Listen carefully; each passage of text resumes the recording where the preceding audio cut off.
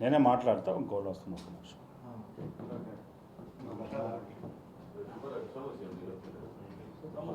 వీరయ్య చౌదరి విగ్రహం గురించి జరిగిన రద్దాంతం గురించి నిన్న మీడియా ఛానల్స్లో ఆ ఊరికి సంబంధించిన కొంత వ్యక్తులు కొన్ని మాటలు మాట్లాడటం జరిగింది. దానికి మేము సమాధానం చెప్పాల్సిన బాధ్యత ఉంది. ప్లస్ ఆ మీడియా సమాముఖంగా ఛాలెంజ్ విసిరారు.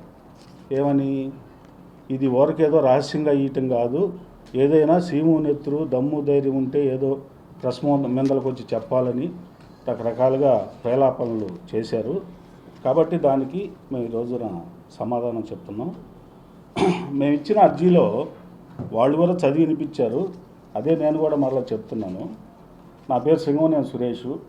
తెలుగుదేశం పార్టీలో సభ్యత్వం ఉంది, తెలుగుదేశం పార్టీలో మెంబర్నే. గత 10 సంవత్సరాలుగా తెలుగుదేశం పార్టీ కోసం ఎన్నో పనులు చేసిన వ్యక్తిని నేను. అయితే ఈ ఇచ్చిన అర్జీలో ముఖ్యంగా మేము పెట్టిన అర్జీలో కలెక్టర్ గారికి, గౌరవనీయులైన ప్రకాశం జిల్లా కలెక్టర్ మేజిస్ట్రేట్ గారి దివ్య సమ్ముఖమునకు, ప్రకాశం జిల్లా నాగులపులపాడు మండలం అమ్మనదోలు గ్రామ ప్రజలు మరియు ఎన్టీఆర్ అభిమానులు రాసుకున్న విన్నపములు. అంటే ఇక్కడ మేము ఏ పార్టీని కానీ దేన్ని కానీ ప్రస్తావించలేదు, దీన్ని ఇంకో రకంగా తీసుకెళ్లే ప్రయత్నం కూడా చేయలేదు. మా ఉద్దేశం ఏమిటంటే, అమ్మనబ్రోలు గ్రామంలో బస్టాండ్ సెంటర్లో ఎన్టీఆర్ బొమ్మ ఉంది. అది ట్రాఫిక్ కూడలి, అక్కడ చాలా రకాలైనటువంటి సమస్యలు ఉన్నాయి. అక్కడ విగ్రహం పెట్టద్దనేదే మా యొక్క ముఖ్యమైన ఉద్దేశం. అయితే ఈ ఉద్దేశంలో భాగంగా మేము మొదటి సంతకం బొత్తుల ప్రవీణ అనే అమ్మాయి చేత పెట్టించాము, సర్పంచి. అయితే వాళ్ళు చేసిన ఆరోపణలు ఏమిటి అంటే, ఆ సర్పంచి వైసీపీ అని వాళ్ళు చెప్పారు. అయితే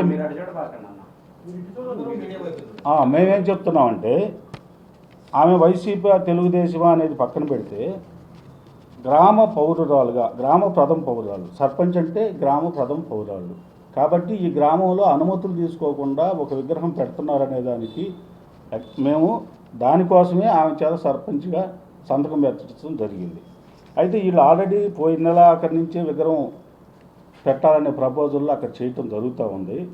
కానీ ఎటువంటి అనుమతులు కూడా పంచాయతీ నుంచి కానీ ఎక్కడి నుంచి కానీ ఎటువంటి అనుమతులు తీసుకోలేదు. ఒకవేళ ఇంకో విషయం ఏంటంటే, ఈ బొత్తుల ప్రవీణని పోయినసారి ఎలక్షన్స్లో మేము గెలిపించిన సందర్భంలో, సహజంగా సర్పంచ్ ఎలక్షన్స్ అంటే మీకు తెలియదేం కాదు, నాన్ సింబల్ ఎలక్షన్స్ అయ్యి. వాటిలో ప్రతి గ్రామంలో గ్రూపులు ఉంటాయి, సమస్యలు ఉంటాయి, పార్టీలు ఉంటాయి, వివిధ వర్గాలు ఉంటాయి. దాన్ని బట్టి దాంట్లో తెలుగుదేశం, మిత్రపక్షాలు, వైసీపీ అందరూ కలిసి ఒక కూటమిగా మిత్రపక్షాల అభ్యర్థిగా రవీణ అనే అమ్మాయిని పెట్టి గెలిపించడం జరిగింది. ఒకవేళ ఆ అమ్మాయిని వీళ్ళు వైసీపీ అని కనుక చెప్తే, అంతకుముందల ఎలక్షన్స్లో వైసీపీ నాయకుడైనటువంటి ఉన్నో సీను అతన్ని తోటి కుమ్మక్కయ్యి రాజకీయాలు చేసి సర్పంచ్గా గెలిచి, సర్పంచ్గా అర్జున్ సరోజిని తెలుగుదేశం, వైస్ సర్పంచ్గా ఉన్నో సీను ఉన్నాడంటే అప్పుడు వేరే చౌదరి ఏ పార్టీ, తెలుగుదేశమా వైసీపీ? అది ఆ రోజు కనుక అతను వైసీపీ అయితే ఈ రోజున మేము వైసీపీ, అతను తెలుగుదేశం అయితే మేము తెలుగుదేశం. పోతే ఇక్కడ ఇంకో ముఖ్యమైన విషయం ఏంటంటే,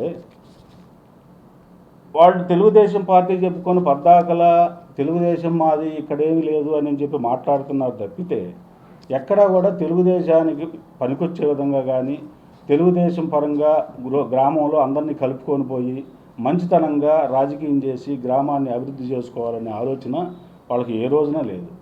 ఎందుకంటే మన వైసీపీ ప్రభుత్వం హయాంలో కూడా జరిగినటువంటి మండల పరిషత్ ఎన్నికల్లో రాష్ట్రం అంతా ఎన్నికలు బహిష్కరించారు.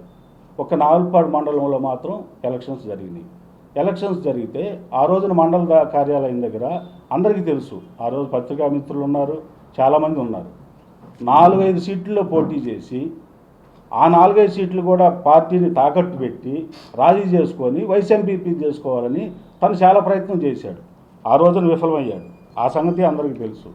కాబట్టి ఇన్ని విషయాలు చేసి పార్టీకి రకరకాలుగా చేస్తూ కూడా నేనే తెలుగుదేశం పార్టీ ఇక్కడ ఇంకెవరూ లేరు, నా ఒక్కడిదే పెత్తనం అని చెప్పడం ఎంతవరకు సమంజసమో ప్రజలు కూడా గమనించాలి.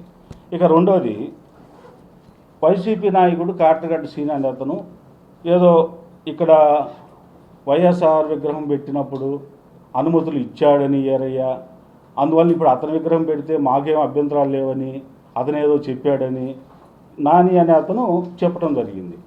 నేనేమంటున్నానంటే, వైఎస్ రాజశేఖర రెడ్డి విగ్రహం పెట్టినప్పుడు ఆల్రెడీ కోర్టుకు వేశారు, ఇదే కోడల్లో పెడతానికి వీలు లేదని చెప్పి ఆ రోజున కోర్టులో కూడా పర్మనెంట్ ఇంజక్షన్ ఆర్డర్ ఉంది స్టిల్ ఈ రోజుకి కూడా. కానీ దాన్ని బేఖాతరు చేసి ఆయన ఏదో చెప్పాడని చెప్పి ఇదంతా తీసుకెళ్ళి ఇది మా పార్టీ కాదు, తెలుగుదేశంలో 2 వర్గాలు లేవు, మొత్తం వైసీపీ అని వైసీపీ మీదకి నెట్టే ప్రయత్నం చేస్తున్నారు. అది కూడా తప్పని మేము ఖండిస్తూ ఉన్నాం. ఇకపోతే ఈ గ్రామంలో, అమనబ్రోలు గ్రామంలో ముఖ్యంగా తెలుగుదేశంలో 2 గ్రూపులు ఉన్నాయి అనేది జగమెరిగిన సత్యం, అందరికీ తెలుసు. ఆ విషయం మీకు ఈ మధ్యకాలంలో మా సంతనూతలపాడు నియోజకవర్గానికి సంబంధించి గౌరవ ఎమ్మెల్యే గారు ఒక లేడీ ఎవరో సమ్ పర్సన్కి ఇంటర్వ్యూ ఇవ్వడం జరిగింది. ఆ ఇంటర్వ్యూలో ఆమె కూడా అడిగింది, ఆ ఊరిలో 2 గ్రూపులు ఉండేవి కదండి, మరి ఆ 2 గ్రూపుల్లో ఏంటి, ఎవరు చేశారు ఏందని అడిగితే, 2 గ్రూపులు నాకు పనిచేశారండి, నన్ను గెలిపించడంలో వాళ్ళు ఇద్దరు కలిసి కష్టపడి పనిచేశారు, నాకు అటువంటి వ్యత్యాసాలు ఏమి లేవని చెప్పి ఆయన చెప్పడం కూడా జరిగింది. అది మీరు తెలుసుకోవాల్సిన అంశం. పోతే తెలుగుదేశం పార్టీ మొత్తం వాళ్ళ సొంతమైనట్టు, ఇక తెలుగుదేశానికి ఇక్కడ ఎవరు ఎదురు లేదన్నట్టు, తెలుగుదేశం మొత్తం మా కంట్రోల్లోనే ఉందన్నట్టు, ఈ వచ్చిన విగ్రహం వివాదం ఏదైతే ఉందో ఈ విగ్రహ వివాదం వైసీపీ వాళ్ళు చేశారని దీన్ని వైసీపీ పార్టీ మీదకి నెట్టి తెలుగుదేశం పార్టీ మొత్తం మాయనకమాలే ఉంది, 90% మాకే సపోర్ట్గా ఉంది, ఆ విగ్రహానికి ఎవరు వ్యతిరేకం కాదు అని ఏదో వైసీపీ మీద బురద చల్లి అది వాళ్ళు క్యాచ్ చేసుకొని అధిష్టానం దగ్గర ఏదో మెప్పు పొందే ప్రయత్నం చేయటం జరుగుతూ ఉంది. అది కూడా మేము తీవ్రంగా ఖండిస్తూ ఉన్నాం. అసలు ముఖ్యంగా చెప్పాల్సి వస్తే, అసలు ఈ రాష్ట్రంలో ఎక్కడైనా పార్టీ కార్యాలయం, బ్రాందీ షాపు ఒకే కాంపౌండ్లో ఉన్న చరిత్ర ఈ రాష్ట్రంలో ఎక్కడైనా ఉందా? మీరే చూడండి. మీరు గ్రామానికి పోయారు, గ్రామంలో పరిశీలించండి. పార్టీ కార్యాలయము, బ్రాందీ షాపు 2 ఒకే కాంపౌండ్లో ఉన్నాయి. అతను చేసేది లిక్కర్ వ్యాపారం. మేమేమంటున్నాము, ఎన్టీ రామారావు గారు ఒక మహోన్నతమైనటువంటి వ్యక్తి, అతను చాలా సంస్కరణలు తీసుకొచ్చాడు. ఆల్రెడీ సారాయి కూడా తాగద్దని చెప్పేసి సారాయిని కూడా నిషేధించినటువంటి సంఘ సంస్కర్త. అలాంటి వ్యక్తి పక్కన ఒక మాజీ ఎంపీపీ, లిక్కర్ వ్యాపారస్తుడు, ఇలాంటి వ్యక్తి విగ్రహం పెడతాన్ని మేము తీవ్రంగా తప్పుపడతా ఉన్నాం. కావాలంటే అతని విగ్రహం వాళ్ళ కార్యాలయం, వాళ్ళ కాంపౌండ్ ఉంది, ఆడే పెట్టుకోమను. బ్రాందీ షాపు, కార్యాలయము, అతని విగ్రహం అన్నీ ఒకే కాంపౌండ్లో ఉంటే ప్రమాణంగా చేసుకోవచ్చు. ఎందుకంటే నిన్న అతనికి నివాళులు అర్పించింది కూడా అదే కార్యాలయంలో, ఎక్కడో కాదు, అదే కార్యాలయంలో నివాళులు అర్పించారు, అదే కార్యాలయంలో చేశారు. అయితే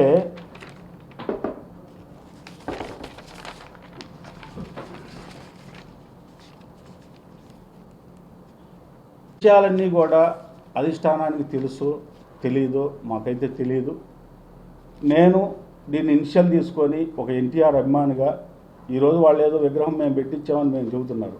అసలు విగ్రహాలు పెట్టని రోజుల్లో, ఏమీ ఈ ఫ్లెక్సీలు ఇవన్నీ లేని రోజుల్లో ఎన్టీఆర్ బొమ్మ కార్యాలయం మీద వేసి కొన్ని లక్షల వేల బ్యానర్లు ఈ చేతులతోటి సిరాతోటి రాసి పార్టీ కోసం కష్టపడిన వ్యక్తిని నేను. కాబట్టి ఇప్పుడు నేనేం చెప్పదలుచుకున్నానంటే, కోర్టుకు వేసింది కూడా నా పేరు మీదే వేసాను, నా పేరు సినిమానేని సురేష్, కోర్టుకు కూడా వేసాను. దీంట్లో చెప్పడానికి నాకు ఎక్కడా భయం లేదు. దేనికోసం పోరాడుతున్నాం మనం తెలుగుదేశం పార్టీ వ్యవస్థాపకుడు, మాజీ ముఖ్యమంత్రి, ఆంధ్రుల ఆరాధ్య దైవం, విశ్వవిఖ్యాత నట సార్వభౌమ, అలాంటి మహోన్నతమైన వ్యక్తి పక్కన ఒక సాదాసీదా సారా వ్యాపారం చేసుకునే వ్యక్తి మాజీ ఎంపీపీ విగ్రహాన్ని పెట్టి అతన్ని కించపరచొద్దనేది మనం మాట్లాడుతున్నాం. అతని విగ్రహం పెట్టుకోవద్దని మేము ఎక్కడ మాట్లాడటంలా, పెట్టుకోమను. ఇంకా కావాలంటే పక్కన ఇంకొక 22 గదులు స్థలం కొనుక్కున్నారు పక్కన, ఆ ముస్లిమ్స్ కాలనీ ఆనుకొని. దాని 100 గదులు పిడియడంగా ఆక్రమించుకున్నారు, అక్కడ పెట్టుకోవచ్చు, దాని గురించి ఇబ్బంది ఏమీ లేదు. లేదు వారి కార్యాలయంలో పెట్టుకోవచ్చు, దాని గురించి వచ్చి ఇబ్బంది కూడా లేదు. కాబట్టి అవన్నీ వదిలేసేసి కేవలం ఎన్టీఆర్ విగ్రహం పక్కనే పెట్టాలి అనే పౌరుషానికి వచ్చి దీని ఏదో పెద్ద ఇష్యూ చేసి వైసీపీ వాళ్ళు ఏదో అడ్డుకుంటున్నారని దీన్ని వైసీపీ మీదకి నెట్టడం అనేది తీవ్ర అభ్యంతరకరం. ఏదన్నా మాట్లాడితేనేమో అక్రమంగా కేసులు పెడతారు, ఎవరికన్నా యాంటీగా మాట్లాడితే అసలు కేసులు పెడుతున్నాం, మేము చెప్తేనేమో పోలీసులు కేసులు తీసుకోవడం. ఇది సమాజానికి మంచి పద్ధతి కాదు, పార్టీకి మంచి పద్ధతి కాదు. తెలుగుదేశం పార్టీ అనేది చాలా క్రమశిక్షణ గల పార్టీ. అందుకే మేము ఈరోజు కూడా ఎక్కడ కూడా క్రమశిక్షణ తప్పకుండా ఎక్కడ ఎటువంటి ప్రేలాపనలు చేయకుండా పార్టీకి నష్టం కలిగించకుండానే నడుచుకుంటా ఉన్నాం. కానీ వాళ్ళు మాత్రం ఈరోజు కూడా కనీసం ఎవరో మేము ఎన్టీఆర్ అభిమానులుగానో లేకపోతే ఇంకో రకంగానో మా ప్రయత్నం మేము చేస్తున్నాం. ఎన్టీఆర్ గారి అవమానం జరిగిందని మేము ఫీల్ అవుతున్నాం. సార్ దాన్ని కాదనండి, కాదు, దాన్ని వదిలేసి సంతకాలు పెట్టిన వాళ్ళ మీద మీరు ఫోర్జరీ అని చెప్పేసి కేసులు వేయండి, ప్రెస్ మీట్ పెట్టండి, ఇవన్నీ ఎందుకు? తప్ప మేము ఎన్టీఆర్కి అవమానం జరుగుతుందని చెప్పేసి మేము కోర్టుకు వెళ్ళటం తప్ప, లేకపోతే గ్రీవెన్స్లో అర్జీ చేయటం తప్ప, ఆర్ఎన్బి రోడ్లో విగ్రహాలు పెట్టడం ఒప్ప, ఇంకోసారి పెట్టుకోండి కాదంట్లా. కాబట్టి ఫైనల్గా నేను చెప్పొచ్చే అంశం ఏంటంటే ఇది వైసీపీ పార్టీకి కానీ దేనికి సంబంధం లేదు.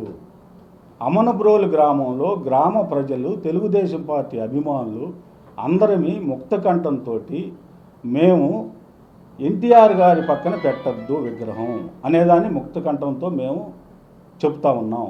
ఒకవేళ నేను మాట్లాడచ్చు, చాలామంది సంతకాలు పెట్టిన వాళ్ళు మాట్లాడలేకపోవచ్చు, ఇంకా చాలామంది మాట్లాడలేకపోవచ్చు, కానీ ఇది తప్పు. ఇది ఎవరినైనా అడగండి. నేను చాలామంది అధికారులను కలిశాను, అదేందయ్యా ఎన్టీఆర్ పక్కన కాకపోతే ఇంకోసారి పెట్టుకోవచ్చు కదా, వాళ్ళు ఎందుకని ఎన్టీఆర్ పక్కన పెడతారు, అతను ఎంతటి మహానుభావుడు అని చెప్పేసి నాకు అధికారులు కూడా చాలామంది చెప్పారు నేను అర్జీలు ఇవ్వడానికి వెళ్ళినప్పుడు. కాబట్టి ఇది సరైన చర్య కాదు. ఫస్ట్ ప్రొసీడింగ్గా మనం పంచాయతీ సైడ్ నుంచే ఫస్ట్ ప్రొసీడింగ్ ఇచ్చాం, తర్వాత గ్రీవెన్స్లో ఇచ్చాం.